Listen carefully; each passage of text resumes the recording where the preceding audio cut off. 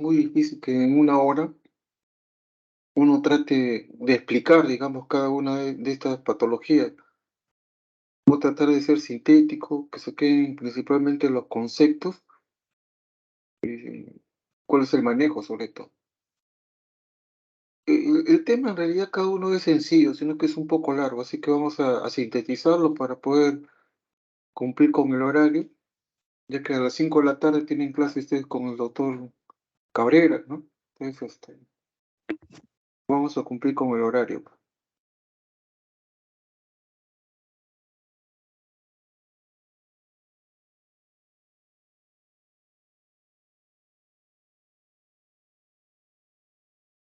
¿Se ve mi presentación? Sí se ve, doctor. Ya. Muy bien, entonces nosotros en las clases anteriores, primero vimos parto, y dentro del parto vimos los factores del parto.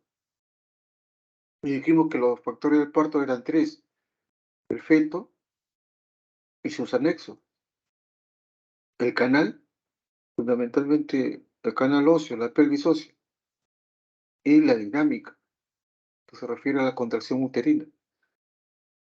Hemos visto, o sea, las alteraciones en la dinámica uterina en la clase anterior.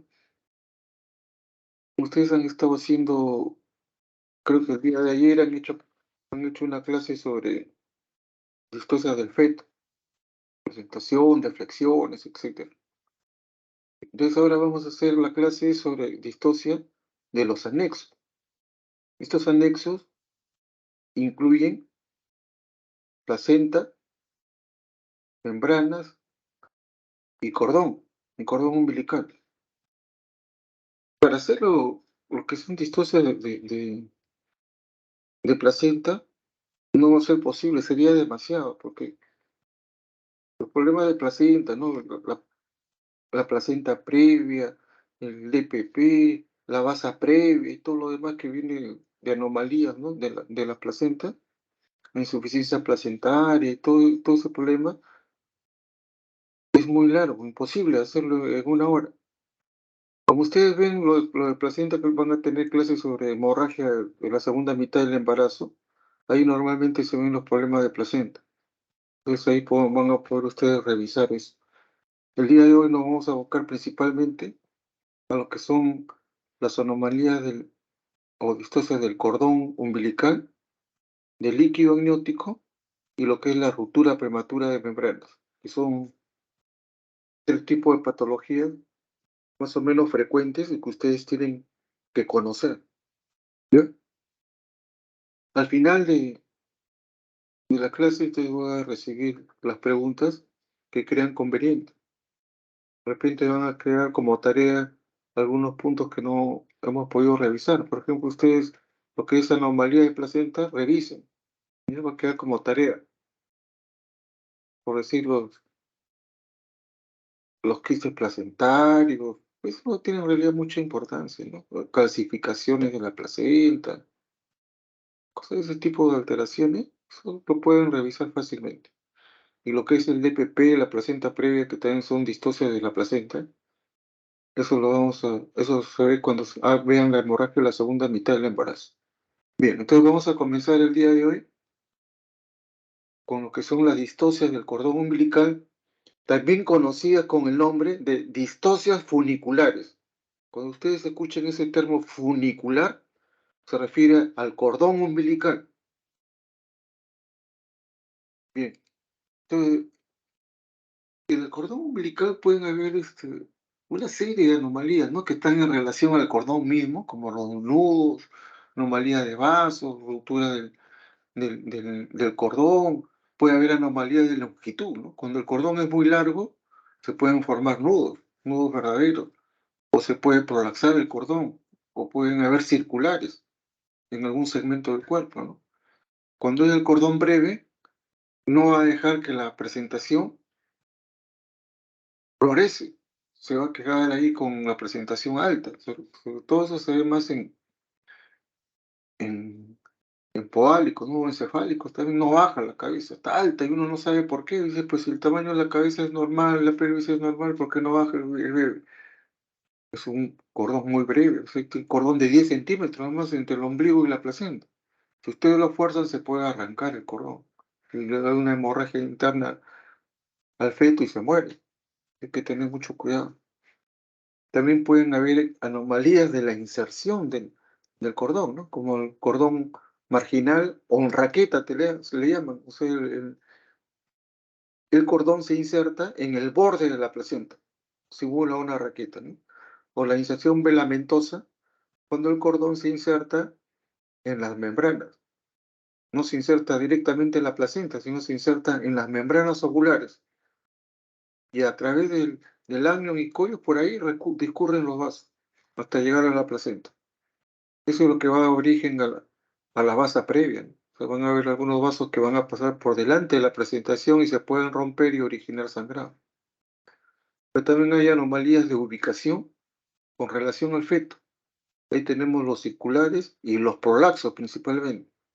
Los prolapsos, como vamos a ver ahorita, es la salida salida o presencia del cordón delante de la presentación. Siempre está delante. Está antes de la presentación. Está más cerca al cervix que la presentación del feto. Entonces vamos a empezar por circulares. Entonces tienen algunas imágenes de cómo son las circulares, ¿no? El lado izquierdo es una imagen de un feto, pues, imagen 3D, ¿no? Viene como una circular simple, o sea, no tiene mayor importancia. Pero miren este otro fetito que tiene una circular doble. Entonces tiene doble vuelta del cordón alrededor del cuello.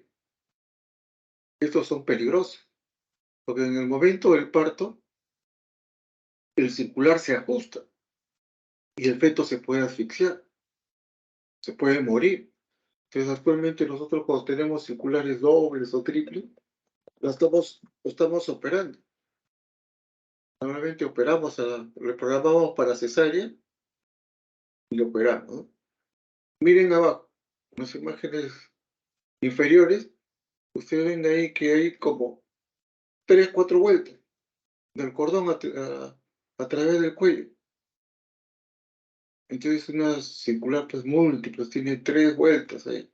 Esas son todavía de mayor peligro. Mientras más vueltas tenga el cordón alrededor del cuello, más riesgo hay. Hay que tener presente eso, ¿no?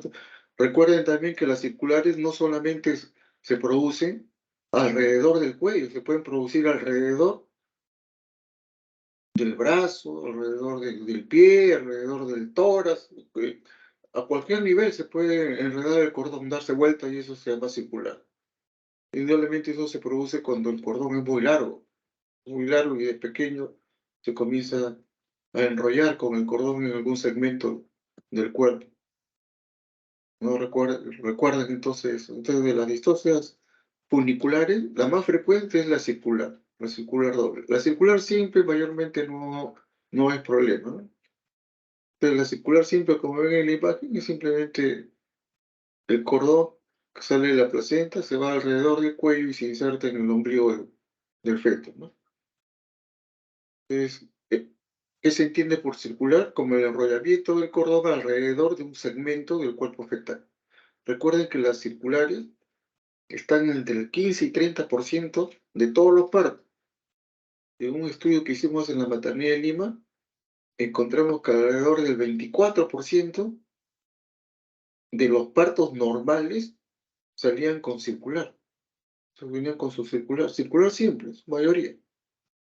Porque las que eran dobles las programamos, que no son muchas, pero las simples, normal que salga con una circular simple. Como les enseñé en el momento del parto, cuando sale la cabeza, ustedes siempre pasen la mano por la nuca y tratando de buscar una circular. Si la encuentran, la desplazan hacia adelante para liberar y listo. Eso es todo. Si está ajustada y no se puede pasar, entonces ahí nomás, en el momento de la tensión, clampan con 2 pinzas, clampan el cordón y lo cortan y ya lo desenrollan. Eso también se puede hacer si la circular es doble o triple. Realmente clampan un segmento del cordón, lo clampan y lo cortan y lo desenrollan y listo. Eso en el caso que esté ajustado. Porque si ustedes quieren sacarlo a la fuerza, no se va a poder. El bebé se va a asfixiar más o pueden arrancar el cordón de la placenta y ocasionar la hemorragia.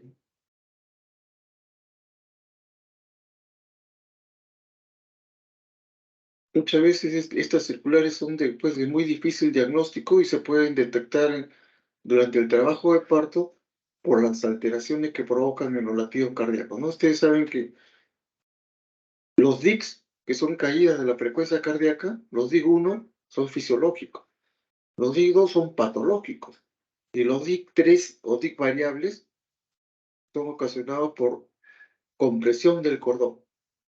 Esa es una forma de circular del cordón, mira, alrededor del pie, ¿no? Pobre niño, me come, no quiere decir que ha estado asfixiando, porque produce sufrimiento fetal agudo y puede ocasionar la muerte del feto si nosotros no actuamos con rapidez.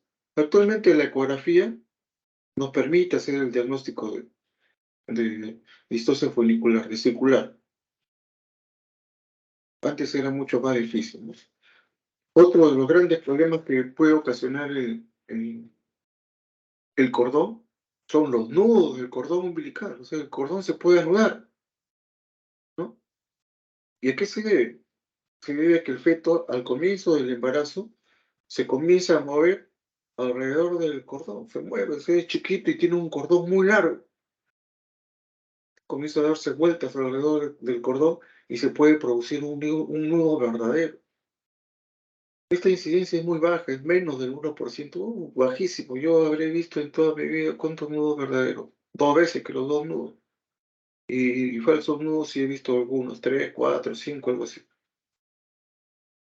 Tiene una alta tasa de complicación debido a que si el nudo se ajusta, impide el flujo de sangre a través del cordón, ¿no?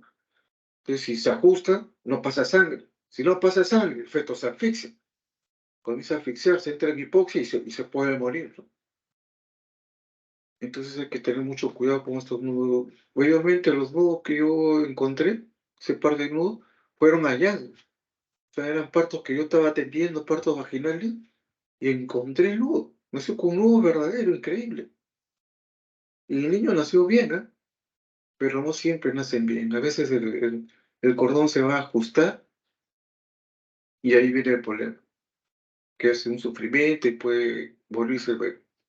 Recuerden que los nudos son de dos tipos, los llamados nudos verdaderos y los falsos nudos. Ustedes ven acá, miren, dos tipos de nudos. Un nudo verdadero, miren, es un nudo verdadero, se ha enrollado como si, imagínense un pasador usted, hagan su nudo, un nudo verdadero, ustedes lo ajustan, en este caso el vaso sanguíneo ya no pasa a la circulación. En el caso de los nudos falsos, ustedes ven que el cordón no está anudado, simplemente se ha apelotonado, o sea, se ha adherido, una parte del cordón se ha adherido y queda así un pelotón de, de cordón, que aparenta ser un nudo, ¿no? Pero si ustedes lo estiraran rompiendo las adherencias, el cordón se estira totalmente y desaparece el nudo, ¿no? O sea, acá es un falso nudo, en realidad no es nudo, simplemente se han adherido parte del cordón y se han apelotonado, y parece que hubiera ido un nudo, ¿no? Pero tanto este como este otro, cuando se apelotona mucho, también puede influir en el pase de la circulación, cuidado. También hay que tener cuidado con los falsos nudos porque también pueden complicar el embarazo, el parto y al final al producto, ¿no? Al feto.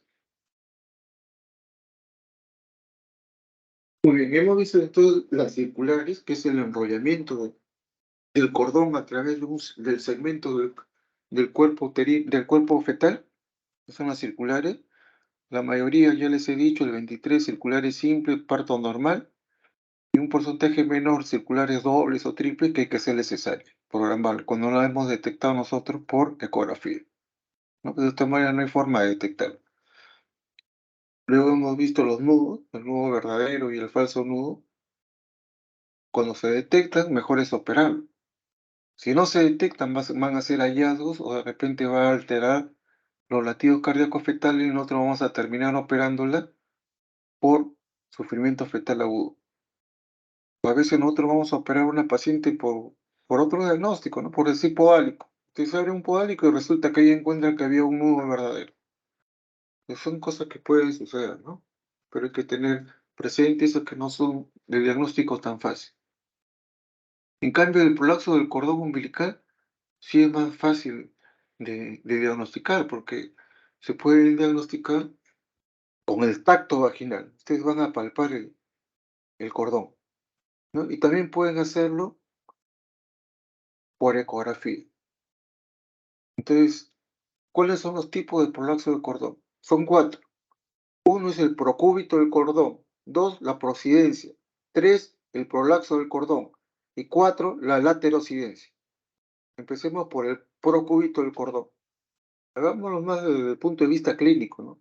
Ustedes hacen un tacto vaginal en una paciente gestante, de repente ya está en trabajo de parto, y encuentran que la paciente está dilatada, 3, 4 centímetros, suficiente como para que pasen sus dedos.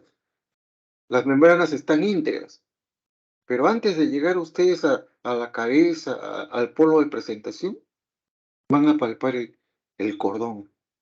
Eso lo tocan ahí como un cordón pues engrosado, lo agarran y van a sentir los latidos. Si las membranas están íntegras, eso se llama procúbito del cordón. ¿Qué deben hacer? Operarlo. Ahora, si las membranas están rotas, aquí en la imagen se ve un procúbito, no puede ser ecográfico. Si las membranas están rotas, como en este caso, en esta figura, ¿no? El cordón está delante de la presentación, en este caso es una presentación de nalga, una presentación podálico, presentación podálico, ustedes tienen que ver el cordón,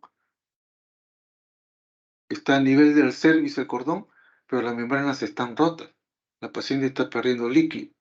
Ustedes hacen el tacto, llegan a la vagina, el cervix está abierto, las membranas están rotas, ¿y qué palpa? El cordón umbilical, que está antes de la presentación.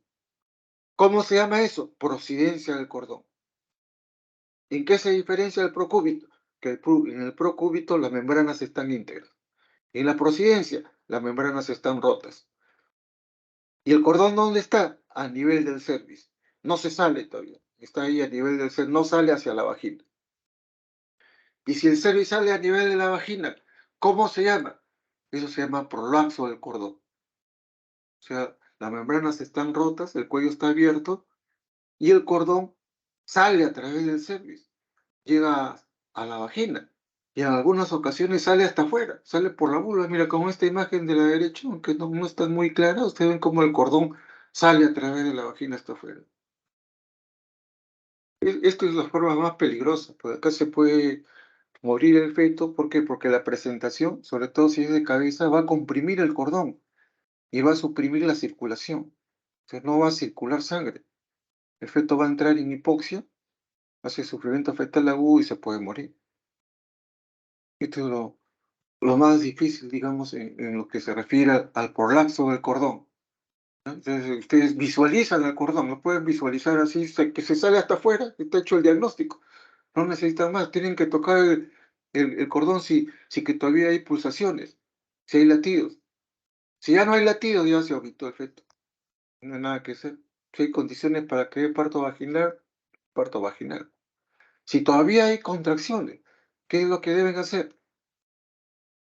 Es- ¿Qué es lo que deben hacer? Sala de operaciones. Deben operar, hacer cesárea, ¿ya? Para tratar de que este feto sobreviva. Entonces, procúbito, cordón delante de la presentación con membranas íntegras. Procidencia, cordón delante de la presentación con membranas rotas. Prolaxo, cuello abierto, membranas rotas y el cordón sale a través del cervix, a diferencia de los anteriores. Sale. Y no solamente sale hasta la vagina, sino puede salir hasta el exterior. Está colgando ahí por la vulva. Si lo ven ahí, ven el cordón, lo visualizan. Ya está hecho el diagnóstico. No necesitan ningún examen. Si hay latidos, hay que correr a operar. Si no hay latidos, ya proceder al parto vaginal. Y el cuarto tipo de prolazo del cordón es la laterocidencia.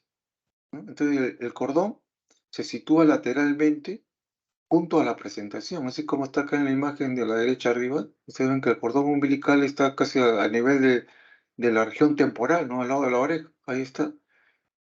Pero ahí también está la pelvis. Entonces la cabeza está presionando al cordón, está presionando. Entonces eso es muy difícil de diagnosticar. ¿Por qué? Porque no lo vamos a palpar en el tacto vaginal, porque el cordón no está delante de la presentación, sino está a un costado, la parte lateral. Entonces, ¿cómo sabemos que es una laterociencia? A veces es un hallazgo, a veces comienza a hacer sufrimiento el niño y uno corre a operarla. La operas, abres, abres el útero y encuentras que el cordón estaba metido ahí entre la cabeza y la pelvis. Esa era una laterocidencia. En el momento sacas al niño y ya se corrige todo. Es un hallazgo. Otras veces nosotros podemos diagnosticarlo, ¿no? Que este es un prolapso oculto, a un patrón anormal en el monitoreo. Ustedes monitorizan a la paciente contracciones y latidos cardíacos fetales y ustedes ven cómo los latidos cardíacos fetales comienzan a caer, comienza a ser bradicardia, comienza a ser DIC2, DIC3, perdón, DIC3. En cualquier momento, a veces cortito, a veces más, se recupera, vuelve a caer. Esos son DIC3. No guardan relación con la contracción uterina. En cualquier momento se presenta. Puede ser antes, durante o después de la contracción. A diferencia del DIC1 que coincide con la contracción y el DIC2 que es 20 segundos después de la contracción. Acá no, estos son DIC variables.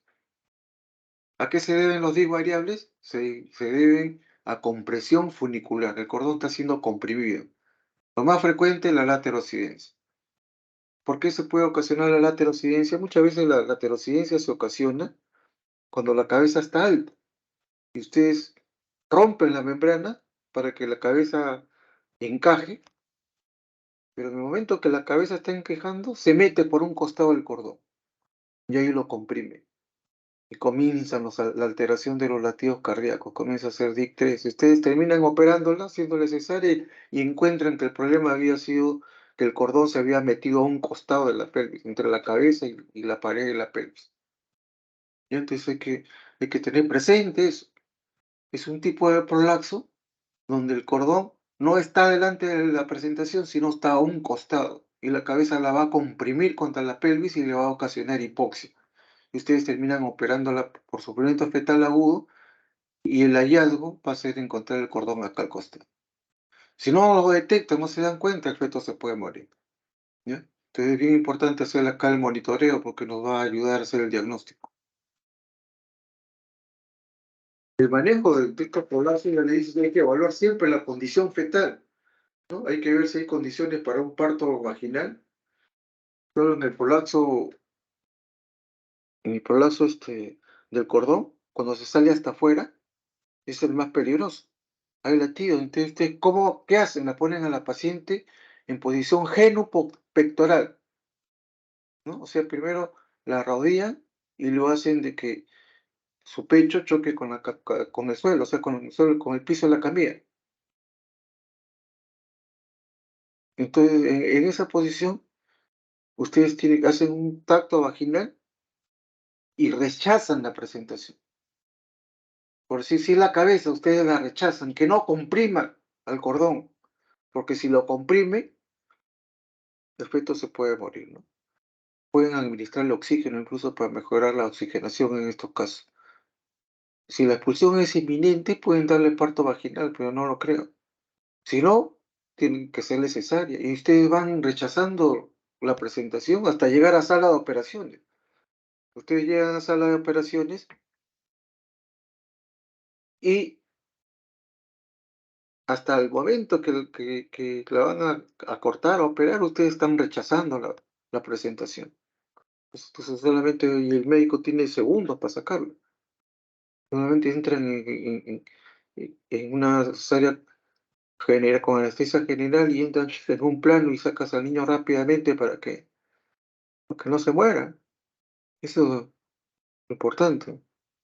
¿Ya? Entonces, casi siempre la mejor vía va a ser la cesárea. El parto vaginal va a demorar, la cabeza va a comprimir. Ustedes mejor la suben a sala, van rechazando la presentación, le ponen la anestesia, todo y rechazando la presentación. mientras haya latido y tocan el cordón que haya latido y operan rápidamente y pueden salvar la vida del niño. Muy bien.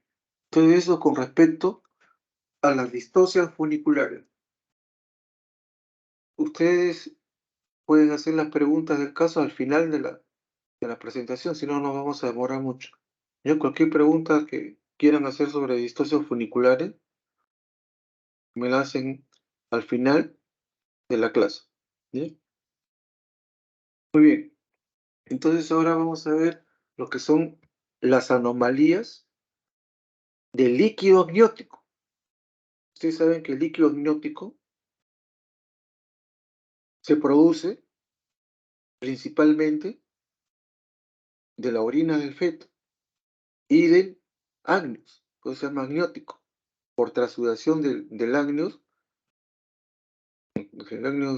también de la gelatina de Wharton, que está en el cordón umbilical, trasuda el líquido, se va formando. Cuando ya está más grande, es principalmente por la orina del feto. El feto orina y eso va formando el líquido amniótico.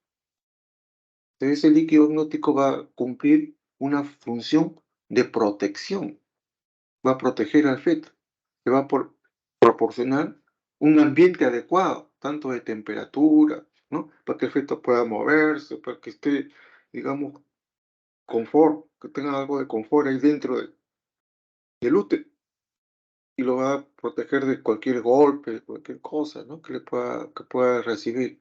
Entonces es importante que tenga un volumen adecuado de líquido amniótico. Recuerden que este líquido amniótico, el 98% del líquido amniótico es agua y solamente un 2% son solutos, ¿no? Entre los solutos, el 2%, ustedes van a encontrar ahí electrolitos, van a encontrar cloro, sodio, potasio, pueden encontrar glucosa, van a encontrar proteínas, van a ver fosfolípidos, bilirrubina, creatinina, etcétera. Van a ser una serie de sustancias, cantidades bajas, pero también van a haber células, son células descamativas del feto. O sea, ustedes pueden hacer estudios citológicos, pueden, a través de las células del feto, pueden encontrar ustedes el cariotipo, ¿no? Entonces se pueden estudiar, pueden ver si el feto está maduro o no, buscando células naranjas. Entonces, pueden hacer ustedes un estudio de líquido cuando piensan en determinada patología. Indudablemente que el estudio de líquido amniótico nos va a ayudar en una serie de diagnósticos. Entonces, es muy importante. Bien, entonces, este líquido amniótico se va a alterar de dos formas. Uno, se va a incrementar excesivamente. Eso se denomina polihidramnios o también se llama hidramnios. Cualquiera de los dos. Polihidramnios o hidramnios es sinónimo. Pueden usar cualquiera de los dos términos. ¿Ya? No olviden, polihidramnios o hidramnios. A veces en el examen le viene una pregunta sobre polihidramnios y le preguntan, ¿el hidramnios? Y ustedes no saben qué es el hidramnios. Es lo mismo, hidramnios son sinónimos. ¿No? Es como cuando dice presentación pelviana, dice presentación pelviana. Es lo mismo pelviana que podálico. Son sinónimos. En- representan lo mismo. ¿Ya? Entonces, no olviden, puede ser polihidramnios o hidramnios. ¿Qué es eso? Es un síndrome clínico caracterizado por un aumento exagerado en la cantidad de líquido amniótico, ¿no? ¿Cuándo se considera exagerado o aumentado? Se dice cuando pasa los 2 litros en el embarazo a término o cuando pasa 1 litro a mitad del embarazo, a las 20, 22 semanas. Si a las 20, 22 semanas tiene más de 1 litro, está siendo un polihidramio.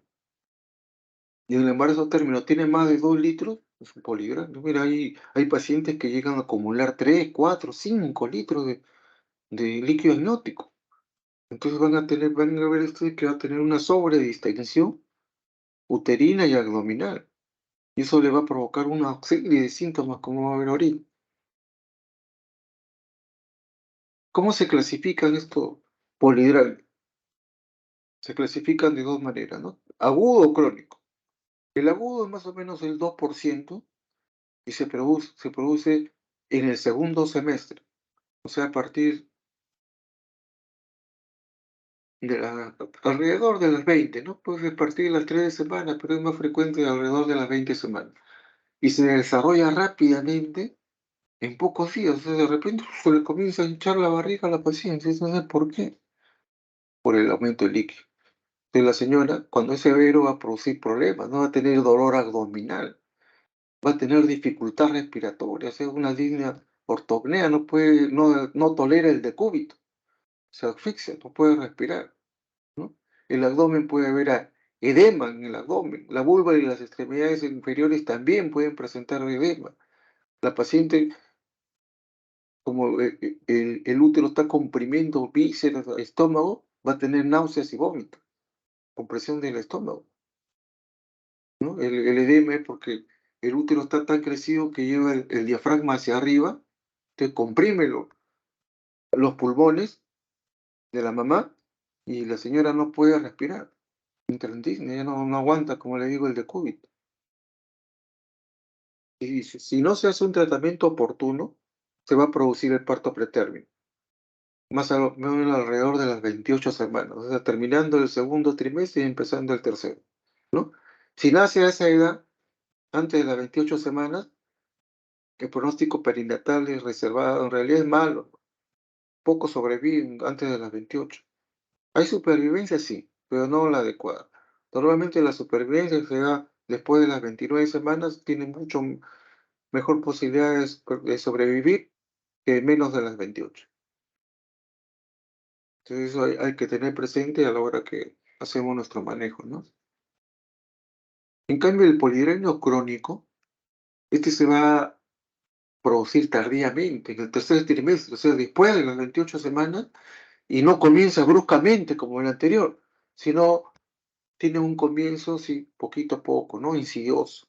Se va desarrollando no en días, sino en semanas. 2, 3, 4 semanas va aumentando el abdomen, se va llenando de líquido. Entonces, como es poquito a poco, los malestares no se presentan así pues de golpe, ¿no?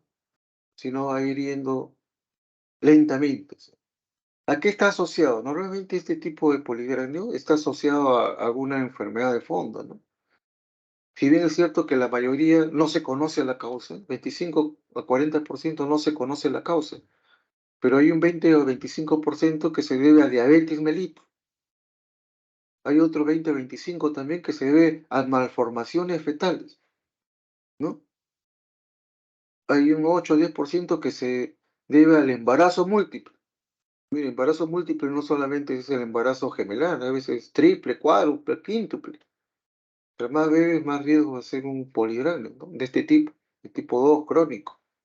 También puede deberse, ya es un menor porcentaje, ¿no? El 5 a 10 dice ahí, pero es menos del 5%. Puede deberse a una isoinmunización, RH, ¿no? Que te produzca una eritroblastosis fetal, que es un tipo de anemia que también está relacionado, o sea, al hidro fetal y al polidramis. Bien, eso es más o menos la clasificación. Ahora, las causas. Entonces, las causas son maternas, fetales, ovulares e idiopáticas. ¿Y por qué se desarrolla este polidromio? ¿Por qué aumenta tanto el líquido? Puede deberse a dos cosas, ¿no? O hay una mayor producción, ¿no? O hay una menor eliminación, o se pueden dar ambas. Está produciendo mucho líquido o se está eliminando poco, o ambas, ¿no? Entonces, con lo que respecta a los factores fetales, o sea, cuando la causa está en el feto, ¿a qué está asociado? A malformaciones fetales. El feto tiene algún tipo de malformación. Y eso está más o menos entre el 9 al 51%, ¿no? De eso, lo más frecuente son malformaciones del sistema nervioso o malformaciones del sistema gastrointestinal. Una de esas tiene. Está haciendo polidrama, usted dice, ya tiene un problema del sistema nervioso central, una malformación o tiene una malformación del sistema gastrointestinal. Una de esas. En las gastrointestinales tenemos la atresia esofágica y la atresia duodenal, ¿no? La atresia es un esófago que está reducido, que está estenosado. Entonces, ustedes saben que dentro de la fisiología fetal, el feto deglute el líquido amniótico, se lo deglute, se lo pasa. O sea, se pasa el líquido amniótico a través del tubo digestivo, por la boca, va al esófago, al estómago, al intestino, y luego lo elimina por la orina, que va a producir, o sea, sigue todo un trayecto. Cuando hay atresia esofágica o atresia duodenal, entonces el líquido no va a circular por el tubo digestivo. Va a haber dificultad en la deglución. El feto no va a poder deglutir el líquido porque tiene problemas en el esófago, que está en atresia, o en el duodeno, ¿no? Entonces, ¿qué hace? No puede pasarse el líquido amniótico y entonces el líquido amniótico se comienza a acumular, comienza a almacenar, ahí se comienza a incrementar, comienza a ser un polidramio, eso sí. Su volumen se incrementa porque el líquido no, porque el feto no puede deglutirlo, ¿no? Entonces hay una menor eliminación de líquido. Entonces eso hay que tener presente, porque esa es la causa principal, ¿no? Las anomalías del sistema nervioso central también son importantes, ¿no? La espina bífida o la anencefalia, ¿no? En la espina bífida hay una transudación excesiva de líquido a través de las meninges. Entonces ahí hay una mayor producción. En el otro había menor eliminación, acá hay una mayor producción porque hay un trasudado excesivo a través de la meninge, están ahí libres, entonces el líquido corporal del feto pasa a través de la meninge, se trasuda y incrementa el volumen de líquido amniótico, ¿no? En el embarazo múltiple, sobre todo los que son monocigotos, o sea, que vienen de un mismo óvulo fecundado, también puede haber, también puede haber polidral, ¿no? Pero ahí más que nada es por el número de fetos, doble placenta, doble todo, ¿no? Entonces, ver, doble líquido también, eso está bien determinado. En cuanto a los factores maternos, entonces el factor materno más importante es la diabetes mellitus. Paciente diabética, por el aumento del tamaño y el peso placentario, tiene un placentón, ¿no? Entonces va a ocasionar que haya demasiado líquido. Y la inmunización, que ya le dice que la incompatibilidad RH, donde el feto se ve alterado, está hemolizando, hace una eritroblastosis fetal, eso ocasiona un hídrox, y eso va a ocasionar también que pueda haber un polidramis, un exceso de líquido. El feto no va a deglutir bien porque está todo hinchado, está todo edematoso, ¿no? De repente por la hemólisis, la hemoglobina se forma en bilirrubina y la bilirrubina se deposita en los núcleos basales del cerebro del feto y el feto se muere en caso de inmunización. Eso se conoce como kernícterus, ¿no? El kernícterus es lo que mata al feto, pero también la anemia, ¿no? Entonces hay una serie de patologías ocasionadas por la inmunización, que felizmente ya no se ve tanto como se veía antes, ¿no? La diabetes sí se ve. Toda paciente que tienen polidramios así con el feto sin malformaciones, siempre hay que descartar una diabetes mellitus, sobre todo si el feto es grande. Entonces, hay que pensar siempre en la posibilidad, como tenemos este tipo de polidramios, de descartar, o sea, la diabetes mellitus. En cuanto a los factores ovulares que pueden interferir en el intercambio acuoso, ¿no? Tenemos problemas de la placenta, ¿no? La placenta circunvalata, el corioangioma placentario, a veces hay lesiones en el cordón umbilical, y eso les queda como tarea, por favor, ¿ya? Revisar todas las anomalías de la placenta, sobre todo qué cosa es una placenta circunvalata, qué cosa es un corioangioma, y todas las anomalías que puedan haber en la placenta. alteraciones así físicas que pueden observar, el infarto placentario, ¿no? Las calcificaciones placentarias, etcétera, etcétera.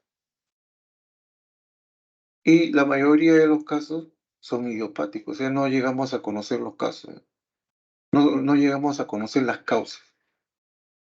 La incidencia, la incidencia va a variar, ¿no? Según los autores, que van de 0,9%, 0,26, 0,7%, según los autores. Schwartz dice 1%, Blumer dice 1,62, y eso mayormente no ha cambiado esa incidencia, ¿no? El poligrama desde hace mucho tiempo lo seguimos viendo que se sigue presentando. Entonces, tienen ustedes polidramios, lo primero que tienen que hacer entonces es pensar en una malformación, sea del sistema nervioso central o sea del tubo digestivo, una atresia. ¿Mm? Y también tratar de descartar una diabetes mellitus, sí que no hay malformaciones en el feto. Ahí están las principales causas. Va a haber un grupo idiopático que hagan lo que hagan, no van a conocer nunca la causa, pero van a tener que tratar el exceso de líquido. La clínica. Bueno, ya les he dicho más o menos cómo es la clínica, va a variar según la época de aparición, la rapidez de evolución y la abundancia, como le dije antes, ¿no? Pero la paciente va a tener la sensación que le está creciendo muy rápido y mucho el abdomen. Todo el mundo le dice, oye, tu barriga está muy grande, ya está en la pélvica, ¿ya vas a dar a luz? No, le dice, tengo 28 semanas, tengo 6 meses. Me dice, 6 meses, pero parece que ya vas a dar a luz. En realidad lo que tiene es tu feto está muy grande. El feto no está grande, el feto está de repente normal. El problema es la cantidad de líquido que hace que la barriga se incremente, ¿no? Entonces, cuando hay demasiado líquido, cuando nosotros queramos escuchar latidos fetales, va a ser difícil escuchar los latidos. No se perciben bien, hay una disminución en la percepción. Por más que usemos ya sea el fetoscopio, usemos el Doppler, el detector de latidos Doppler, no se escucha, es bien difícil escuchar. Mucho líquido se interpone. Ondas sonoras se interponen cuando no se transmiten bien a través del agua. Entonces hay una disminución en la percepción. También hay dolor en la región abdominal y en los muslos. ¿Por qué? Porque tiene un sobrepeso. Imagínense una señora que tiene 3, 4 litros de líquido amniótico.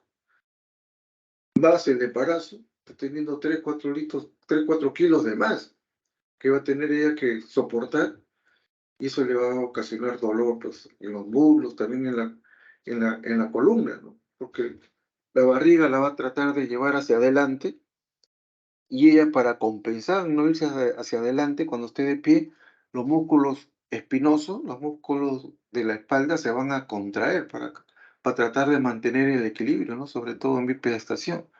Entonces, esa contracción de los músculos espinosos, los músculos dorsales, de los músculos que están en la espalda, en la región lumbar, se contraen y eso ocasiona dolor. A veces se contracturan. Entonces la señora se va a quejar de mucho de dolor.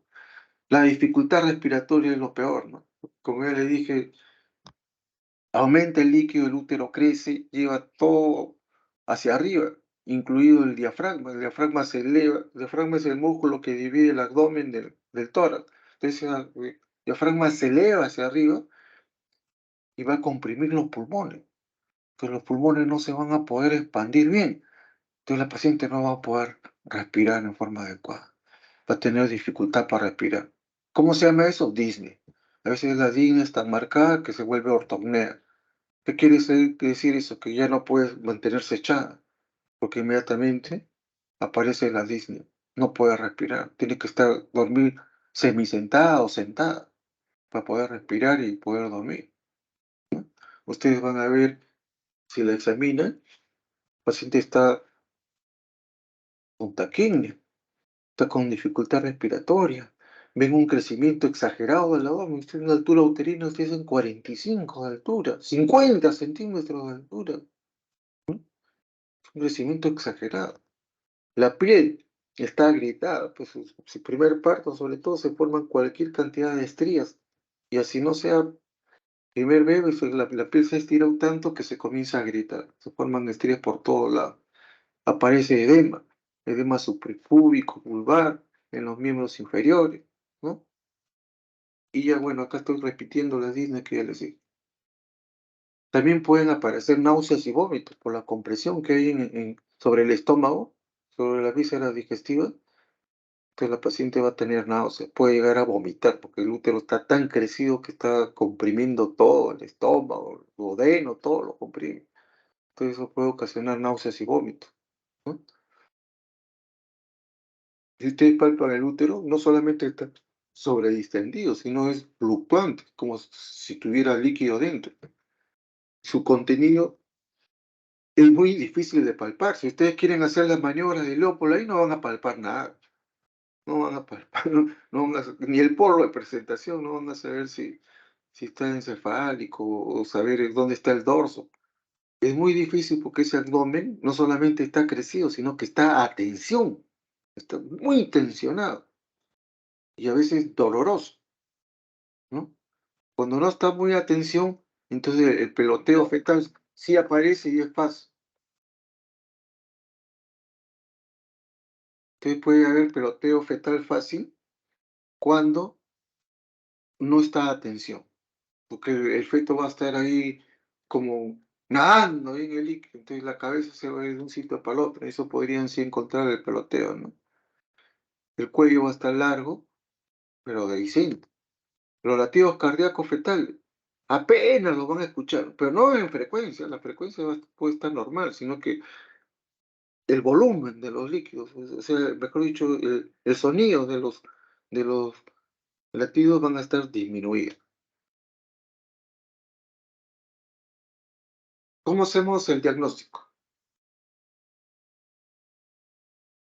El diagnóstico se hace primeramente por el cuadro clínico, por todo lo que les he mencionado, ¿no? El estudio, por la anamnesis, la historia clínica que ustedes han hecho, tienen que hacer una buena anamnesis y ustedes van a examinar lo que les he mencionado. Bueno, si miden el perímetro abdominal, es desproporcionado, pues, para la edad gestacional, lo mismo que la altura uterina.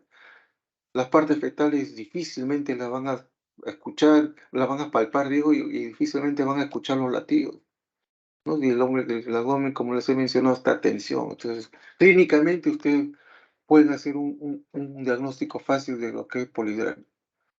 Ahora, lo mejor para hacer este diagnóstico de polidramios o hidramios, que es lo mismo, es la ecografía, ¿no? Es ver el hila. Entonces, si ustedes tienen un hila que está de entre 25 a 30, el hila es el índice de líquido amniótico, ¿no? Que va a depender de la bolsa de cada uno de los cuadrantes. Bueno, lo importante es el hila, que es el índice, que debe ser, pues, lo normal está entre 8 y 20. Si ustedes encuentran un hila de 25 a 30, eso es un polidramio leve. Si está el hila entre 30 a 35, cuidado, ese ya es moderado. Si es mayor de 35, está en 40, ese es un polidramio severo. La paciente iba a estar con toda la sintomatología y ustedes van a tener que manejar eso, ¿no? Recuerden que deben hacer el diagnóstico diferencial cuando se trata de un polidramio agudo con la enfermedad de trofoblasta. Cuidado, que a veces es una retención urinaria. Me pasó la vez pasada. La paciente, por algún motivo, no puede orinar, no orina y la vejiga se hincha así enormemente. Y ustedes piensan que es el útero lo que están palpando y no es el útero, es la vejiga. Es increíble cómo la vejiga se incrementa de tamaño, se llena de líquido. 2 litros, puede ser la cantidad que sea de orina, ¿no? Pero puede hacernos confundir, ¿no? Se puede confundir también con un DPP. La paciente está haciendo un DPP y ustedes piensan que es un polidramio, o al revés. El útero está doloroso y la placenta. Recuerden que en el DPP no siempre la hemorragia se visualiza. El signo principal sería la hemorragia que hay en el DPP, ¿no? Hay contracción, el abdomen está tenso, duro, duele, igual que el polidramio. La diferencia es que el DPP normalmente sangra, pero a veces hay DPP que tienen hemorragia oculta, comienzan a sangrar, pero se forma un hematoma de desprendimiento y eso comienza a infiltrar la musculatura del útero y ese útero después no se va a poder contraer, ¿no? Entonces hay que hacer el diagnóstico diferencial. En el caso del polidramio crónico, con, más que con el embarazo múltiple, con la citis, ¿no? Es diferente, o sea, en la citis hay abundante líquido dentro de la cavidad abdominal, ¿no? Mayormente se deben por problemas hepáticos, el sistema portal, etcétera. Pero en el polihidranio, el aumento del líquido no está en la cavidad abdominal, es el líquido libre que está ahí en la cavidad abdominal. El líquido está dentro de la cavidad uterina, está dentro de las bolsas ovulares, ahí está el líquido. Entonces es diferente, está dentro del útero. También se confunde cuando hay un quiste de ovario, el quiste de contenido líquido, ¿no? Un quiste enorme. Entonces usted piensa que ese es el útero. Mira, y pues esto es fluctuante. Acá hay líquido. Debe ser un polihidranio. Oye, no es un polihidranio, es un quiste de ovario. Hay que saber hacer el diagnóstico diferencial, ¿no? Entonces el manejo, entonces ustedes tienen que determinar si hay malformación o no hay malformación. Si hay malformación, ustedes tienen que determinar cuál es la malformación. Es una agenesia esofágica, es una agenesia duodenal, o se trata de una malformación del sistema nervioso central, ¿no? Es un anencéfalo o es un problema de meninge o una espina bífida. Si no hay malformación, ustedes deben pedir un test de Kunz para descartar isoinmunización en el caso que la paciente sea RH negativo. Hay pacientes que son RH negativo y comienzan a hacer polihidramnios, entonces lo primero que ustedes piensan que puede ser una isoinmunización. Entonces, ¿cómo que hacen un test de Kunz? Indirecto, para confirmar el diagnóstico. También tienen que descartar diabetes mellitus.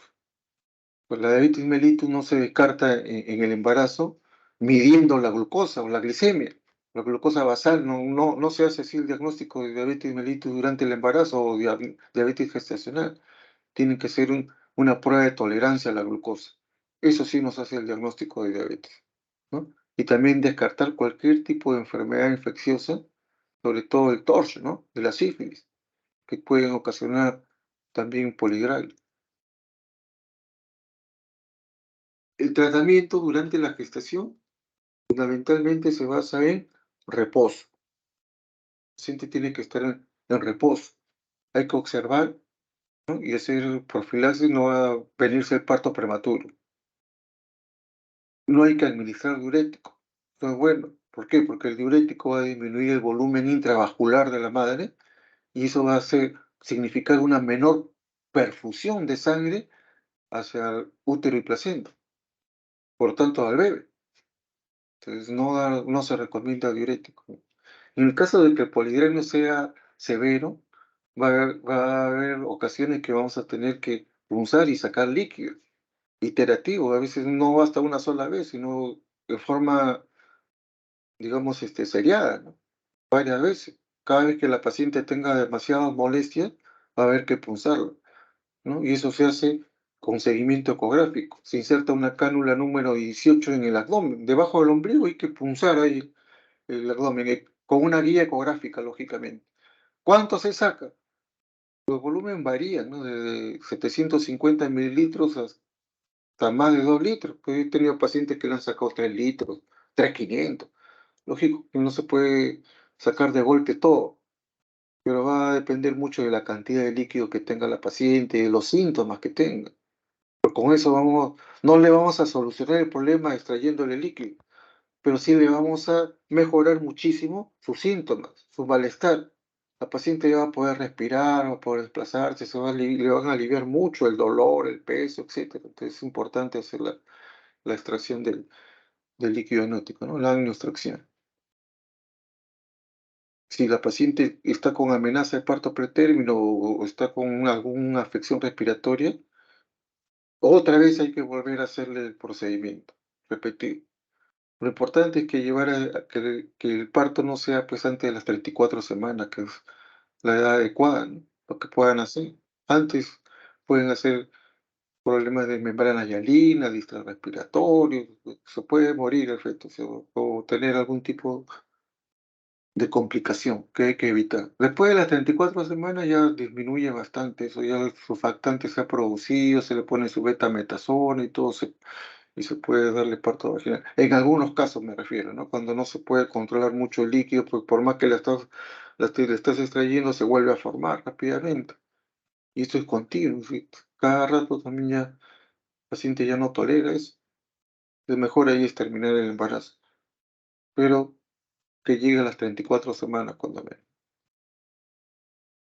Algunos médicos utilizan la indometacina, ¿no? Es un tipo de AINE, que es un tipo de prostaglandina. La indometacina va a reducir la producción de líquido amniótico. La dosis es más o menos 25 miligramos por vía oral cada 6 horas. Entonces, este AINE, que es un antiinflamatorio, es muy bueno, o sea, también como tocolítico, ¿no? Porque relaja la fibra muscular lisa, pero tiene el problema que te puede producir cierre temprano del ductus arterioso. Entonces, no usarlo después de las 32 semanas. ¿Ya? ¿Qué hace esta indometacina? Aumenta la resorción de líquido por el pulmón fetal. Favorece una menor producción de orina para tratar de compensar que no haya tanto líquido. Y la eliminación del líquido amniótico del compartimento fetal a la membrana. O sea, favorece la eliminación del del compartimento fetal entonces a través de la membrana porque disminuye el volumen de líquido. Se tiene sus acciones, o sea, que son importantes, por eso se puede utilizar la indometacina, ¿no? Si ya la paciente está en parto vaginal con polidragnos y todas las condiciones están dadas para el parto vaginal, entonces recuerden que ustedes le pueden hacer un RAM. ¿El RAM qué cosa es? Es una ruptura artificial de membranas. ¿Cuándo se hace? Cuando entra a la fase activa. ¿Sí? Ya terminó la fase latente, 3 4 centímetros, ustedes rompen la membrana, ponen al paciente en tren del Lembour, de cabeza hacia abajo, y con una aguja les tienen que ir hincando, hacer una criba, como si fuera una coladera. Cuando la paciente no está en contracción, ahí hincan con la aguja. Te van a hacer como una coladera. Entonces el líquido va a salir así como en la ducha, así por poquito, va a empezar a gotear, a salir, y va a salir. No le rompan bruscamente, si ustedes rompen bruscamente todo, ¡plac! Estalla el líquido amniótico y se puede salir el cordón, y es un prolapso de cordón, y eso puede matar al bebé. Hay que tener mucho cuidado. Entonces, entre el Denenburg, no con amniótomo, sino con una aguja. Así es la forma de hacerle una criba para que el líquido vaya saliendo poco a poco.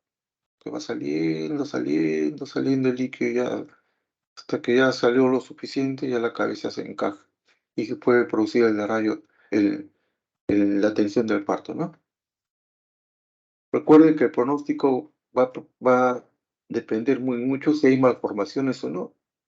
Si no hay malformaciones, entonces la mortalidad se duplica a lo normal, ¿no? Pero si hay malformaciones, se eleva hasta 7 veces. Entonces, tiene peor pronóstico los pacientes que tienen malformaciones que las que no tienen. Si no tienen malformación, es mejor pronóstico. Si tienen malformación, es peor pronóstico. Es, en suma, lo que quiere decir. En cuanto a las complicaciones, ya le dije, tener un parto prematuro, se viene antes de tiempo, ¿no? Hay que procurar que no sea antes de las 34 semanas. También los síntomas maternos severos, sobre todo el problema de respiratorio y la compresión ureteral, ¿no? Y está tan crecido el útero que comprime los uréteros, ¿sí? El paciente deja de orinar. También en el parto, durante el parto puede haber un DPP, que es un desprendimiento prematuro de la placenta, ¿no? Se comienza a desprender la placenta, a sangrar y todo lo que le he dicho, y eso puede ser muy peligroso, puede ser mortal para el feto e incluso pone en peligro la vida de la madre, el DPP. Y eso se puede producir con el poligrama, ¿no? Lo otro que le dije, si se rompen las membranas, sale el líquido sin, pero en cantidad de golpe, y se puede prolapsar el cordón umbilical. Y si el feto está en podálico, lo que se prolapsa puede ser la extremidad fetal. Se sale la pierna, el pie, se sale hasta afuera. El prolapso de pie. Entonces hay que entrar a operarla de emergencia. Recuerden también que después del parto, si ustedes van a atender a una paciente con polidrangus, como hay sobredistensión uterina, ustedes tienen que prevenir. Ustedes van a decir, esta señora me va a hacer una hemorragia postparto, no va a ser una atonía. Entonces ustedes tienen que ir preparados, ¿no? Administrar carbetocina para prevenir la hemorragia. Si no tienen carbetocina, tienen que poner oxitocina. Si con la oxitocina no pueden controlar y se presenta la hemorragia postparto, ya tienen que usar misoprostol principalmente, ¿no? Misoprostol por vía sublingual, o a veces por vía transrectal, para que tenga un efecto más rápido y controlar la hemorragia, porque siempre que hay sobredistensión, el gran riesgo de la hemorragia, no solamente se da en el polidráneo, sino también se da en el embarazo múltiple, se da en el macrosómico, que son las tres causas principales de la sobredistensión uterina. Nos va a hacer hemorragia, nos va a hacer atonía, entonces hay que estar listos para eso. Ya, entonces, ahora vamos a pasar al otro tipo de alteración de líquido. Acá lo contrario, acá hay un oligoamnios. Oligo está disminuido, hay poco líquido, ¿no? Es un síndrome clínico, dice, caracterizado por la disminución del volumen de líquido amniótico. Como decíamos, en el embarazo término, el líquido amniótico lo normal es que esté en 1000 centímetros, ¿no? Se consideran oligoamnios cuando está menos de 500. Eso es un oligoamnio, hay poco líquido. Entonces se clasifica en dos, ¿no? El tipo uno y el tipo 2. El tipo uno aparece en el segundo trimestre, entre las 13 y 27 semanas, y es el menos frecuente, ¿no? 2,4 por 1000. ¿Y a qué se asocia? A malformaciones congénitas. ¿De qué tipo? Renal. Ya le dije que el líquido amniótico se forma principalmente de la orina del feto. Entonces, si el feto no orina, va a haber poco líquido. ¿Y cuándo no va a orinar el feto? Cuando no tiene riñones. Tiene agenesia renal, porque no tiene riñones, entonces ¿cómo va a orinar? O de repente tienen los riñones, pero tiene displasia renal, o sea, son riñones que no funcionan. Entonces, ese tipo de patología es incompatible con la vida. Ninguna persona puede vivir sin riñones al momento del nacimiento, o con displasias que tienen los riñones, pero no sirven para nada. Igual. Eso aumenta pues la tasa de mortalidad perinatal 85%, porque, como les digo, no sobreviven estos niños. Y uno se va a dar cuenta, ¿por qué? Porque encuentra que hay poco líquido, a veces no hay nada de líquido, ¿no? Y el otro tipo de oligoamnio es ya de curso más lento, que aparece después de las 28 semanas y está asociado a una restricción del crecimiento intrauterino, al síndrome de dismadurez y al embarazo prolongado, ¿no? Este último, el síndrome de dismadurez está más que nada relacionado a una insuficiencia placentaria. Cuando escuchan dismadurez se refiere a insuficiencia placentaria. Y al embarazo prolongado, ¿no? El embarazo que sobrepasa las 42 semanas, no tiene cuándo producirse, ya esa placenta está vieja, ya no produce líquido amniótico. Entonces va a haber un oligoamnio, ¿no? En el RCU también, sobre todo en el RCU tipo 2, en que también hay insuficiencia placentaria, y entonces se produce poco líquido. El feto no se está alimentando bien porque la placenta no está funcionando bien. Entonces se comienza a adelgazar, detiene su crecimiento, pero también se detiene la producción de líquido. Entonces, esto es lo que se conoce, el embarazo prolongado, la dismadurez y el RCU, todos están asociados a lo que se denomina la insuficiencia placentaria. ¿A qué se debe? Se puede deber a anomalía del aparato renal fetal. Ya le dije, la agenesia renal, ¿no? Los riñones, agenesia renal y displasia renal, que no es lo mismo. Los riñones poliquísticos, a veces son riñones que solamente tienen quistes y casi no tienen parénquima renal, no tienen donde se produzca la orina, o se produce muy poco. Se produce orina, ¿no? Pero en poca cantidad. Entonces son riñones poliquísticos, están llenos de quistes, son riñones anormales, son mal formados. Cuando ya no hay líquido, entonces se hace incompatible con la vida, ¿no? La obliteración ureteral igual, o sea, el uréter se oblitera por algún motivo y el líquido, y la orina no pasa del riñón hacia la vejiga y hacia el exterior. En esos casos va a haber disminución del líquido. A veces es obliteración de un solo uréter, entonces el otro sigue funcionando, pero va a haber de todas maneras una menor producción de, de orina y por lo tanto de líquido amniótico. El RCU que yo le dije, mandatorio, ¿no? Que está en relación junto con el embarazo prolongado, con la insuficiencia prolongada, con la insuficiencia placentaria. Y hay siempre un porcentaje que al final nunca se llega a saber la causa, ¿no? Que es el llamado cuerpo idiopático. Recuerden que hay trastornos y condiciones que se asocian al feto. Tenemos anomalías congénitas como las bandas amnióticas, la tetralogía de Fallot, efectos sectales en el corazón, la holoprosencefalia, el meningocelia, el encefalocelia, la microcefalia, la genesia renal, la displasia renal, la obstrucción ureteral, las triploidías, la trisomía 18, síndrome de Turner, el hipotiroidismo, la genesia del sacro, radio ausente, hendidura facial, el RCU, la muerte fetal, el embarazo prolongado y la membrana rota. Todo eso va a ocasionar una disminución del líquido amniótico. Le he resaltado membranas rotas porque ahorita vamos a ver la ruptura prematura de membranas que también va a producir oligoánidos, pero no va a ser por menor producción, sino va a ser porque por pérdida. El líquido se comienza a perder hacia el exterior y eso se conoce como ruptura prematura de membrana, ¿no? Y en cuanto a las causas maternas, ya le dije, la insuficiencia útero-placentaria, también el caso de la hipertensión inducida por el embarazo, la preeclampsia, también la diabetes mellitus, que es, digamos, que es severa, puede también ocasionar, o sea, una diabetes mellitus de larga data, que es severa, que está complicada, puede producir lo contrario a lo que normalmente produce polidranio, pero cuando es avanzada la diabetes puede producir lo contrario, o sea, oligoánidos, ¿no? Y están tomando inhibidores de la prostaglandina, como dijimos antes, la indometacina, van a tener, están tomando por otra cosa, ¿no? Los gestantes puede ser oligoánido, porque ya dijimos que la indometacina reduce el volumen de líquido amniótico. En cuanto a causas placentarias, el DPP, la transfusión gemelo-gemelo en caso del embarazo múltiple, ¿no? Un gemelo le comienza a donar al otro.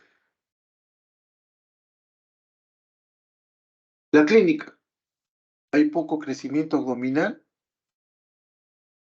o no aumenta la altura uterina. Se le hacen 2 o 3 controles y hoy sí con 28 centímetros, pero, o 26 centímetros. A las 28 semanas tenía 26, tiene a las 30 sigue con 26. Ya llegó a las 32 y sigue con 26. Pues no aumenta la altura uterina. Si ustedes hacen una ecografía van a encontrar que hay poco líquido, ¿no? La paciente te va a decir también que percibe que el feto se mueve menos, que ya no tiene espacio. Como no hay líquido, no hay opción para que el bebé se mueva y la mamá perciba los movimientos. La altura uterina que no corresponde a la edad gestacional, como le he dicho. El feto es fácil de palpar, sobre todo si la paciente es multípara. Ustedes van a sentir todas las partes del feto, sí, fue fácil ver, porque hay poco líquido. Mientras más líquido haya, más difícil de palpar. Si tiene poco, lo normal se palpa. Si hay poco, es más fácil. La incidencia de este cuadro de oligoamnios varía entre 0,4 y 5,5. El diagnóstico, ¿cómo lo hacemos? Por el cuadro clínico, la historia clínica que hemos mencionado, y por la ecografía. El lila está por debajo del percentil 5, ¿no? Van a encontrar entonces índice de líquido amniótico que está por debajo de 5, ¿no? Tiene bolsillo menor de 2. Entonces, ¿cómo debemos manejar acá?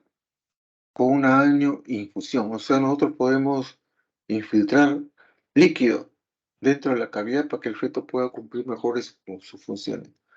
Eso está como año infusión, administrado. Hay que hacer siempre en un oligoamnios el diagnóstico diferencial con la ruptura prematura de membrana, con la ingesta de aire, ¿no? Como la indometacina. Y el manejo, siempre la ecografía en primer lugar para determinar malformaciones, cuantificar el crecimiento fetal, descartar el RCU. Eso es fundamental, la ecografía. El tratamiento, reposo. la interrupción del embarazo en caso severo, siempre ahí hay un error, ya no es 27, sino 29. Siempre que la edad gestacional sea mayor de 29 semanas y sin malformaciones congénitas, ¿no? Pues, las malformaciones congénitas, si es una genesia renal y ustedes la detectan en la primera mitad del embarazo, entonces hay que solicitar interrupción del embarazo. Se interrumpe el embarazo, un aborto terapéutico, tanto en la genesia como en la displasia renal, ¿no? O sea, que son incompatibles con la vida. Por gusto ese embarazo va a seguir porque el feto no tiene ninguna opción de vida si no tiene renal. Entonces eso hay que tener presente. Entonces, en la primera mitad del embarazo, antes de las 22 semanas, se hace la interrupción terapéutica del embarazo. Si no hay malformaciones congénitas, tiene oligoamio, a veces es severo y a veces no hay RPM y no conocemos la causa. Entonces hay que procurar que pase mínimo las 29 semanas, no las 27, sino las 29 semanas. Ahí voy a corregir eso. ¿Qué complicaciones puede tener? Antes del parto, el síndrome de oligoamio, la hipoplasia pulmonar, o sea, el pulmón no desarrolla bien. Como no hay líquido, pues se va a deformar el sistema esquelético. Las piernas, los brazos se van a arquear, uf, se van a alterar totalmente, son deformaciones ortopédicas, ¿no? Puede tener la fascia de Potter, el RSU, todas esas son complicaciones antes del parto. En el parto va a ser un sufrimiento fetal agudo que va a estar asociado ¿a qué? A una distosia funicular. O sea, el cordón se va a comprimir. No hay líquido, pues de cualquier parte del feto, el feto hasta con la mano, el brazo lo puede comprimir el cordón, entonces te va a hacer un sufrimiento fetal, una hipoxia. Bien, entonces ahora vamos a ver la otra causa del oligoamnios, que es cuando las membranas se rompen. ¿Eso cómo se conoce? Como ruptura prematura de membrana.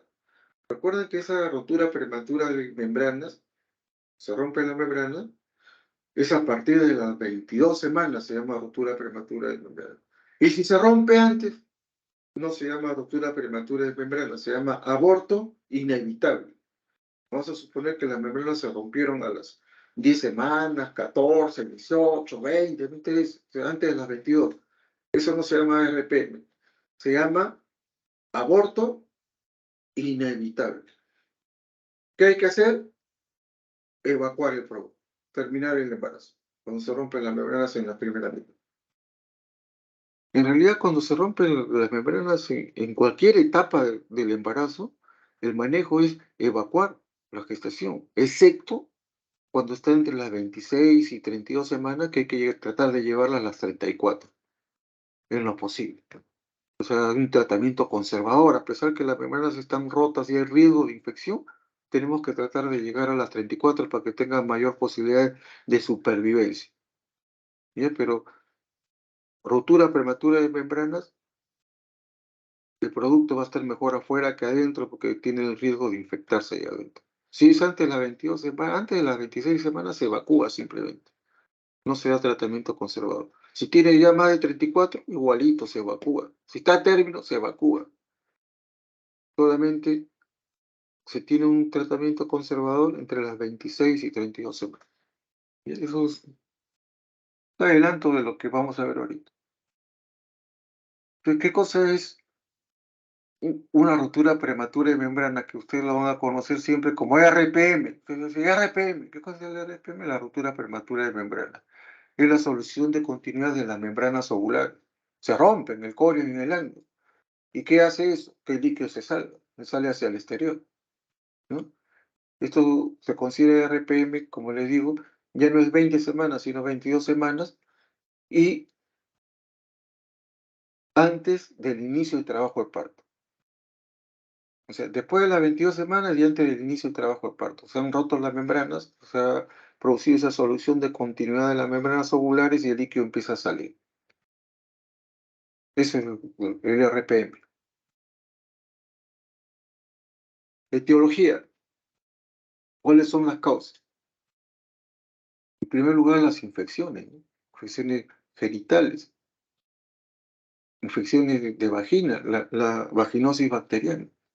Entonces empieza por ahí la infección genital y ascienden los gérmenes, producen una infección de la membrana y luego la rompen, ¿no? Hay otras infecciones que están en otros órganos, que también se pueden desplazar, como la infección urinaria, que también va a debilitar la membrana y predispone a su ruptura, ¿no? Pero no solamente las infecciones, también hay causas nutritivas, sobre todo la deficiencia de una vitamina, la vitamina C, que es el ácido ascórbico. La vitamina C, ustedes saben que actúa, esta vitamina refuerza pues la consistencia del colágeno y por lo tanto le da resistencia a las membranas.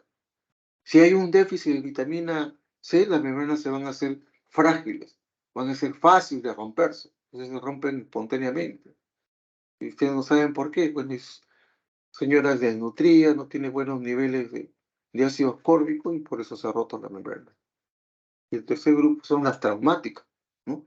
Los traumatismos directos, un accidente, una caída, un golpe directo sobre el abdomen, rompen las membranas. Se cae la señora, un accidente automovilístico, se golpea, se cayó de las escaleras, la patearon en el abdomen y de repente comienza a perder líquido. Ya se rompieron las membranas. Entonces, las causas principales son infecciones nutritivas y traumáticas. Claro. ¿Cuál es la frecuencia? La frecuencia varía entre un 4 y un 18%. ¿Por qué es tan importante esta RPM? Su importancia radica en que es la causa del 40% aproximadamente de los partos pretérminos. Todos esos embarazos que nacen antes de tiempo, en un gran porcentaje se deben a que se rompieron las membranas antes de tiempo. De ahí su importancia.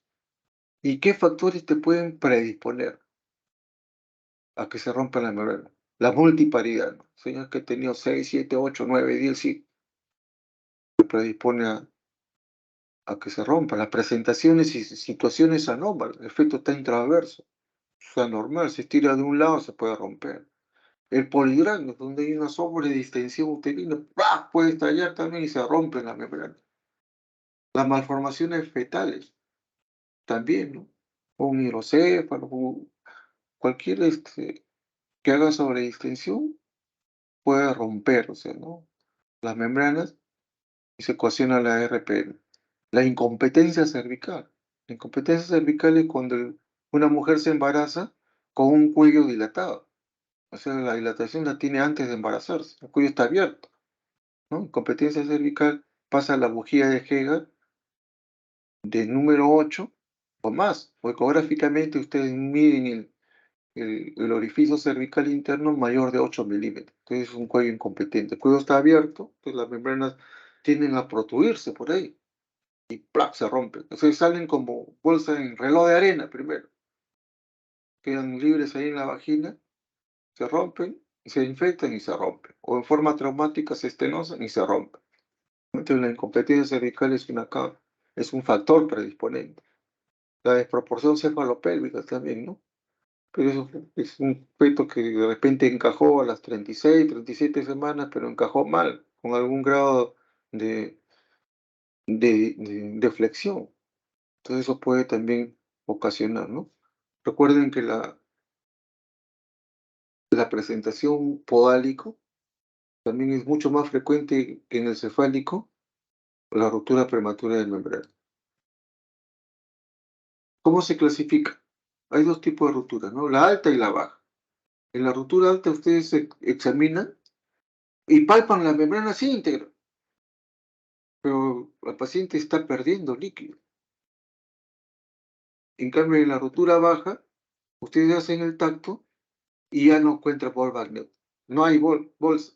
Meten el dedo a través del cuello y ahí ustedes van a palpar la presentación, la cabeza y todo. De frente palpan la cabeza. Ya no hay bolsa de agua, no hay membrana, no hay nada. Entonces está hecho un diagnóstico, ¿no? Y es sencillo porque ahí ven cómo se va perdiendo el líquido. La clínica. La paciente, ¿qué les va a decir? Que bruscamente ha perdido líquido por vía vaginal, ¿no? En cantidad variable, lógicamente. ustedes deben conocer las características físicas del líquido amniótico, ¿no? ¿A qué huele? A lejía. ¿De qué color es normalmente? Es un color claro, transparente. Se va haciendo lechoso y grumos cuando va avanzando en edad gestacional. Cuando pasa las 40 semanas se va haciendo lechoso y con grumos. Pues eso es normal. Y si es amarillo, puede ser amarillo en el caso del sufrimiento fetal crónico, ¿no? Y si es verde, en el sufrimiento fetal agudo, ¿no? En el sufrimiento fetal agudo se ve verde por la biliverdina, pero esta biliverdina se convierte luego en bilirrubina, por eso adquiere amarillo en el sufrimiento crónico. A veces el líquido es sanguinolento, eso se ve en el DPP, o a veces es como lavado de carne. Está perdiendo líquido como lavado de carne. Es un óbito, el feto está muerto, por eso quiere ese color. Recuerden que la embarazada va a referir siempre a haber tenido una pérdida de líquido. Al visualizar la zona vulvar, ustedes en el momento que examinan van a ver cómo fluye el líquido amniótico. A veces sin que ustedes le digan nada, simplemente la ponen ahí, la observan y están viendo cómo cae el líquido amniótico. Ya está hecho el diagnóstico. Si no ven, entonces ponen un espéculo y le dicen a la señora que puje y van a ver cómo el líquido va a fluir a través del orificio cervical en forma espontánea, ¿no? Si no, pueden presionar ustedes el útero, pueden hacerle pujar, ¿no? La maniobra de Valsalva para favorecer la salida del líquido. Y ustedes tienen que observar la salida del líquido para hacer el diagnóstico. Entonces, pues, en el diagnóstico pueden ayudarse ustedes no solamente clínicos, sino con el papel tornasol. ¿Por qué el papel tornasol? El papel tornasol es para determinar el pH del líquido amniótico, ¿no? O sea, si ha salido líquido amniótico y ustedes ponen ahí en vagina, ponen en el fondo de saco, entonces el papel tornasol va a virar alcalino. ¿Por qué? Porque el líquido amniótico es alcalino, a diferencia del pH vaginal que es ácido. ¿Se dan cuenta? Entonces, si es ácido, no ha habido líquido amniótico ahí, no es RPM, cuando ustedes ponen el papel tornasol. Si ha habido RPM, quiere decir que hay líquido amniótico, ha salido por ahí el líquido amniótico, el pH está alterado, va a ser alcalino. Está hecho el diagnóstico con un simple papel tornasol, ¿no? También pueden usar el test de Fer. Si ustedes tienen duda que haya sido un RPM porque ustedes no han visualizado en ningún momento la pérdida de líquido. La paciente dice, pues ustedes no han visto. Entonces le hacen un test de Fer. Toman una muestra, de ahí más o menos de la salida del cervix, y lo llevan a una lámina. Entonces lo calientan un poco. Si es líquido amniótico, se va a cristalizar el líquido amniótico y va a ocasionar una imagen de arborización típica del helecho macho, ¿no? Es diferente el helecho macho del helecho hembra. Entonces, si ustedes ven una imagen del helecho macho, ya, ese es líquido amniótico. El líquido que se ha cristalizado, el líquido amniótico que se ha cristalizado, por eso da esa imagen parecida a la del helecho macho, ¿no? También pueden hacerlo con una ecografía. En la ecografía, ¿qué van a ver? Que no hay líquido. No hay líquido. Y ya se le perdió, pues. Aunque ustedes no hayan visualizado en el momento del examen, de repente era porque ya no había nada de líquido. Por eso que no vieron ya salir, ya había perdido todo el líquido la señora. Recuerden que la pérdida de líquido se da una vez y se sigue dando continuamente, sigue perdiendo líquido, el líquido se sigue formando. Entonces va a seguir eliminando a través de los días, ¿no? Se debe hacer el diagnóstico diferencial con la emisión involuntaria de orina. Muchas veces han venido pacientes que, doctor, me ha bajado líquido. Oye, se ha orinado la señora.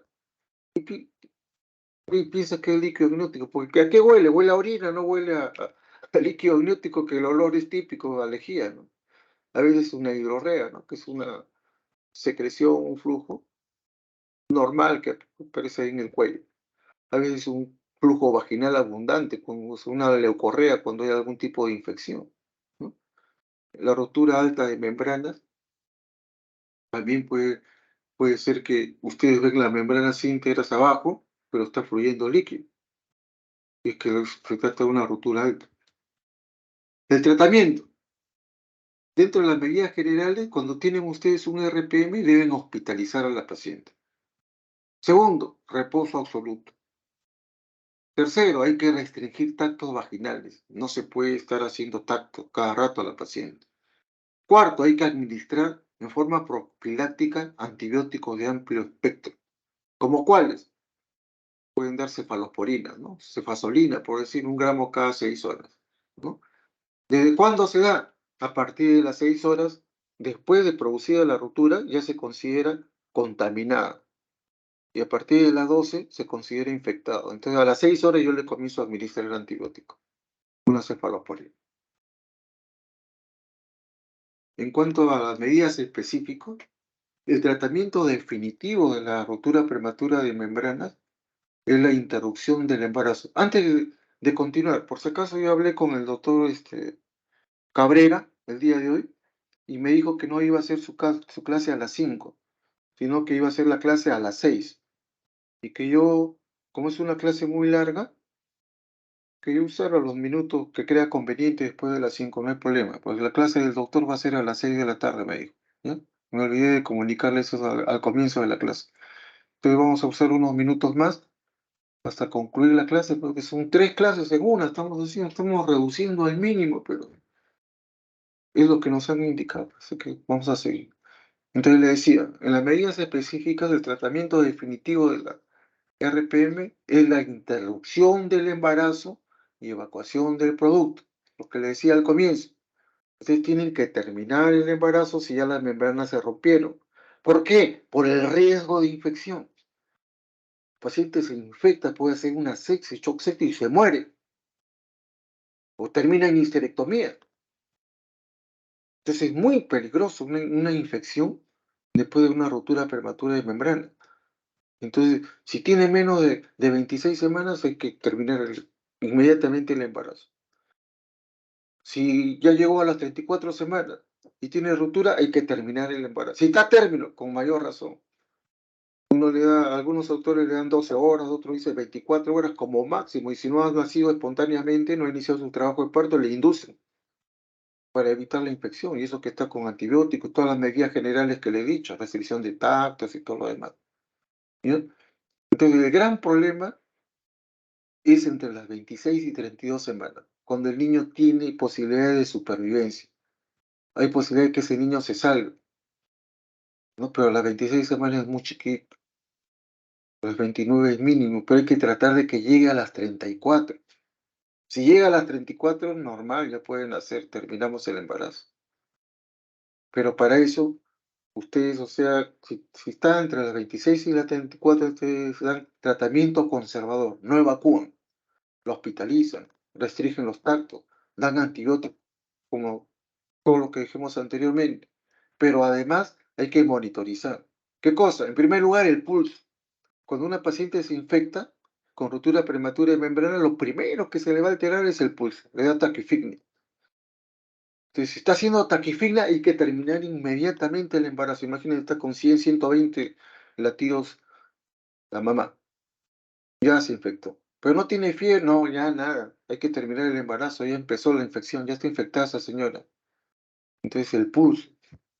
Antes, el pulso se altera antes de que haya fiebre.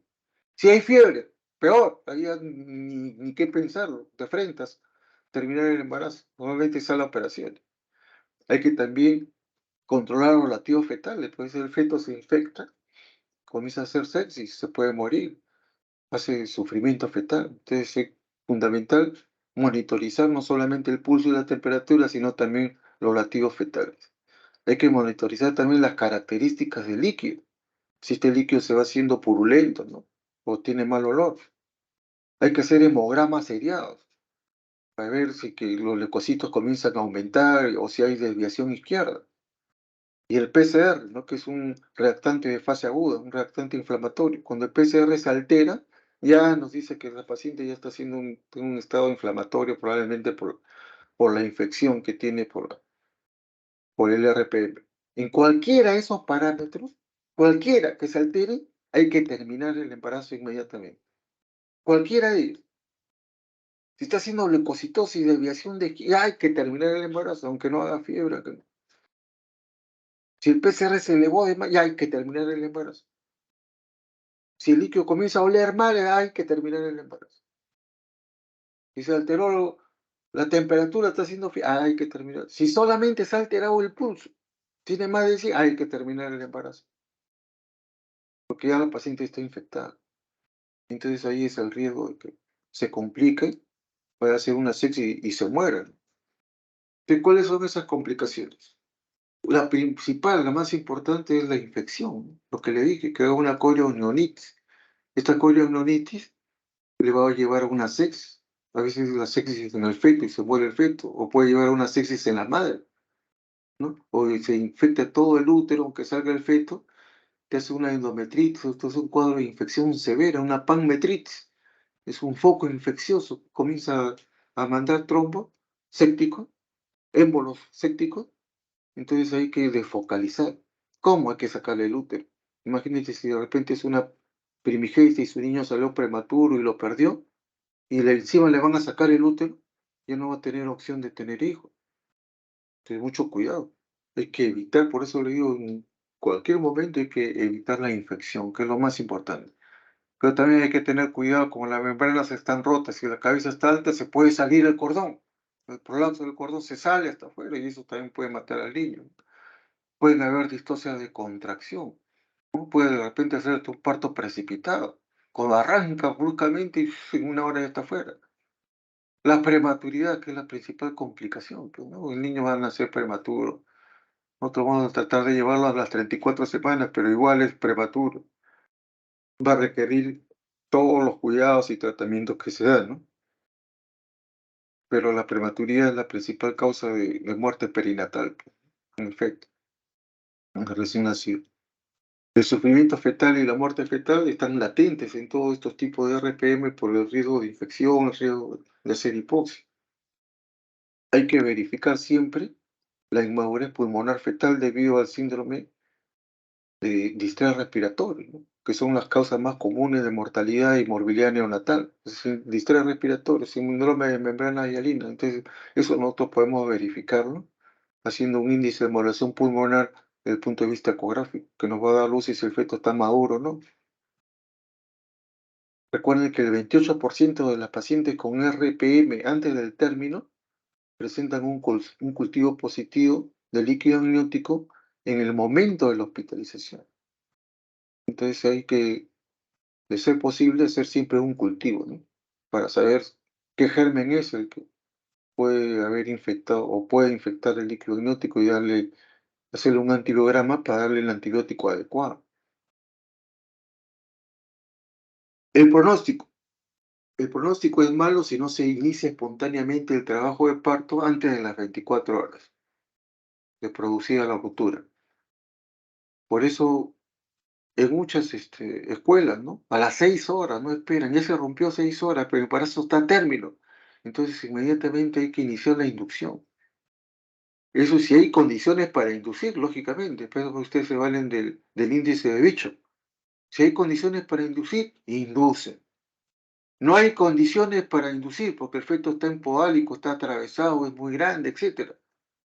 La pelvis es estrecha, lo que sea, no hay condiciones. Entonces, ¿qué hacen? Lo operan, cesárea. Ese sería el tratamiento. Pero hay que terminar el embarazo. Este pronóstico se vuelve muy malo cuando se instala ya una infección severa. Eso es lo que les estoy diciendo, ¿no? Empieza con una corioamnionitis, va a llevarle a una septicemia, una septicemia, shock séptico que puede ocasionar la muerte de la paciente. Se han visto morir muchas pacientes por RPM en el hospital. Hay que tener muchísimo cuidado, no ser displicentes en el manejo de una RPM. Ah, es una RPM. No, RPM. El otro día ahí había entrado al hospital una paciente con 23 semanas, con ruptura prematura de membrana. Le querían dar tratamiento conservador. Se han vuelto locos, digo yo. Se va a infectar y se muere. Ya hemos tenido hace años, en los años 90, tuvimos una paciente así, 23 semanas, RPM, la hospitalizamos y le dieron tratamiento conservador y la paciente se murió. Se murió por la infección. Se desencadenó el parto, le vino una hemorragia secundaria a la infección y se murió la señora. Entonces, los médicos jóvenes, los que han salido recién, no tienen la experiencia, no saben a lo que uno se pone cuando maneja así, ¿no? Así, muy alegremente, así, estos casos. Eso es muy peligroso. En los casos de infección severa hay que desfocalizar. Entonces, ¿qué queda? Sacar el útero. Y no solamente el útero, hay que sacar los ovarios, porque a veces el foco también son los ovarios, las trompas. Hay que eliminar quirúrgicamente todo el foco infeccioso. Si ustedes sacan solamente el útero y dejan las trompas, la infección continúa. Se continúan enviando los gérmenes, se infectan más y la septicemia y el shock séptico matan al final a la paciente. Entonces hay que desfocalizar. Y como le digo, si es una mujer que ya tiene varios hijos, no hay problema. Si es mayor, no hay problema. Pero si es una mujer joven sin hijos, o tuvo un hijo prematuro que no sobrevivió, y esa señora no va a poder tener hijos nunca más en su vida. Entonces siempre hay que manejarlos de forma adecuada, monitorizar bien al paciente y decidir la interrupción en cualquier momento. Que están listos, como se llama, en expectación armada, listos para intervenir quirúrgicamente en caso que aparezca algún parámetro de infección. Eso no podemos permitir. Si nosotros lo dejamos, se complica y se muere. Y vamos a ser responsables nosotros de ese manejo. Bien, muchas gracias por la atención. He tratado de resumir, hacer un resumen del resumen para poder hacer las 3 clases en una. No nos hemos sobrepasado mucho tiempo. Más bien, si hubieran alguna pregunta, voy a bajar la lista antes que me olvide. Cargar la lista de asistencia. Por favor, si hubiera alguna pregunta de cualquiera de los 3 temas de la distosia funicular, del polidranio, siloagnios o RPM, entonces pueden hacer sus preguntas ahora.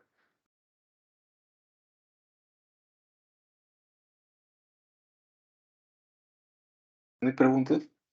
Parece que no hay preguntas, doctor. Ha estado claro. ¿Seguro? ¿Ha estado claro? Y he tratado de, miren, de resumirlo y de tratar de hacer la clase lo más sencillo posible, ¿no? Porque como esta clase es nueva para mí, no la he preparado pues hace una semana, recién hace poco. Pero yo tenía las clases mucho más amplias. He tenido que reducirlas hacia el mínimo para que pueda entrar en una hora de clase, 1 hora y media, menos de 2 horas, pónganlo. Pero tratando de poner los puntos más importantes, lo que ustedes como médicos generales tienen que saber. Ustedes próximos internos de medicina tienen que tener una base, o sea, y lo que yo les he dado es la base, tanto en las distocias funiculares, en las anomalías del líquido amniótico y en la ruptura prematura de membrana. Muy bien, si no tienen preguntas, entonces les agradezco a todos su presencia, su paciencia por escuchar.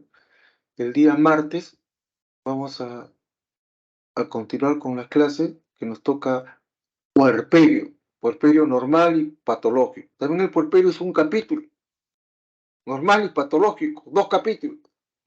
2 capítulos vamos a hacerlo en una clase también, de 1 hora y media. Vamos a tratar de resumir para poner lo más importante, para que les quede a ustedes sobre todo los conceptos. Los conceptos son fundamentales en ustedes. Lleguen al internado con los conceptos bien claros. En la práctica diaria que ustedes tienen con sus profesores, cualquier duda ustedes pregunten al profesor. Si no hubo algo que estuvo claro o de repente se les produjo una duda o se han confundido o se confunden una cosa con otra, ustedes tienen los profesores de práctica que pueden resolver cualquier pregunta en cualquier momento, ¿no? Yo también estoy a disposición, pueden cualquier duda, pregunta, lo que quieran, a través del WhatsApp, los que no están rotando conmigo o que han rotado conmigo, o en la práctica cuando vengan conmigo a la maternidad, ¿no? Ahí podemos resolver todas las dudas, preguntas, no solamente de esta clase, sino de cualquier clase que ustedes tengan, que no les haya estado claro, ahí les vamos a aclarar todas sus dudas. Es una de las razones de la clase.